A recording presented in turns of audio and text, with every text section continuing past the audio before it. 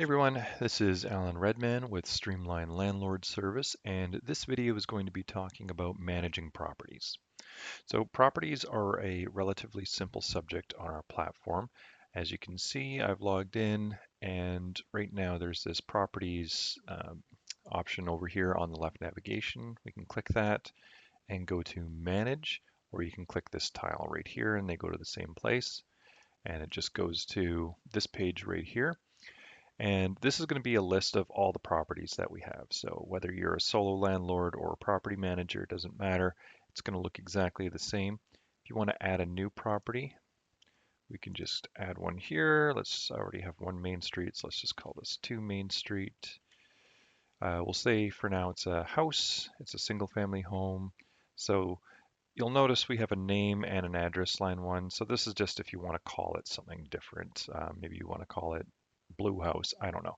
But you can have the full address and a different name for it if you want. So I'm just going to pop this into Winnipeg and we'll create that. So there we've got this 2 Main Street here, and that's a single family home. Now, if you are managing an apartment building and it's got multiple units, let's just call this 3 Main Street. Actually, let's call this apartment. We'll choose apartment here for building type. This actually isn't that important. This is more just like for your notes. It doesn't actually change anything with how the system functions, but we'll go multi-unit and you enter in a comma delimited list of what the unit numbers are. So if there were 4 units and they were 101, 102, 103, 104, you'd enter them like that. Or it could be A, B, C, D, any number of units, honestly.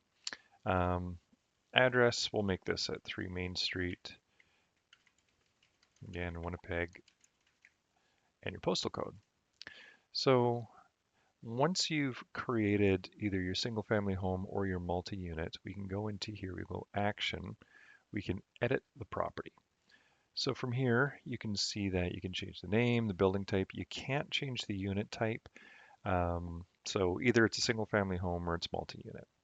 Um, so you can edit all that.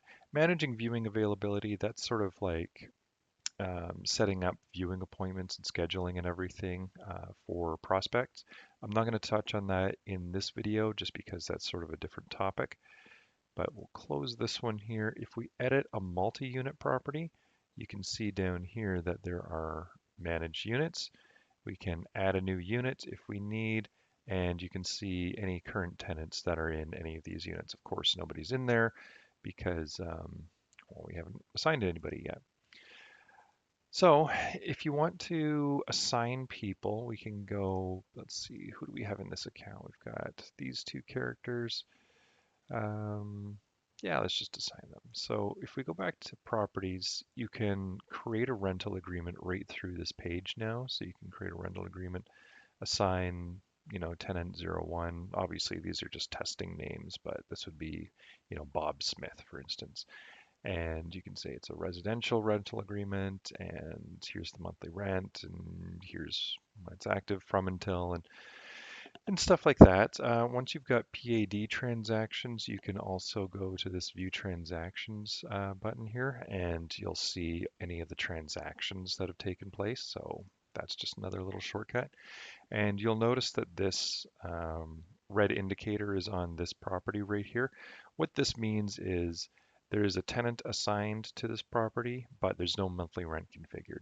So it just kind of gives you a hint to say, hey, there's a tenant here. He's set up for PAD. We're all ready to go, but you haven't actually set up the payment. So yeah, if you have any questions, you can always reach out to support at StreamlineLS.com. But generally, this properties page is fairly simple. Oh, if you have an individual condo that you have in a building, the way I would put that in is we'll just call this condo. We'll call this a single family home. And then you would just say, okay, let's say the building was located at like 10 Broadway. And then the unit was, I don't know, 3005. That's how you do a single condo, right? And they'll say, oh, I don't know, that's in Calgary. That's how you do a single condo. to say, okay, it's at address line 2, 10 Broadway, but we're still calling it a single family home because that's one individual unit. So that's how I do that. Anyway, yes, please reach out to us at support@streamlinels.com if you have any questions and we can help you out. Thanks very much.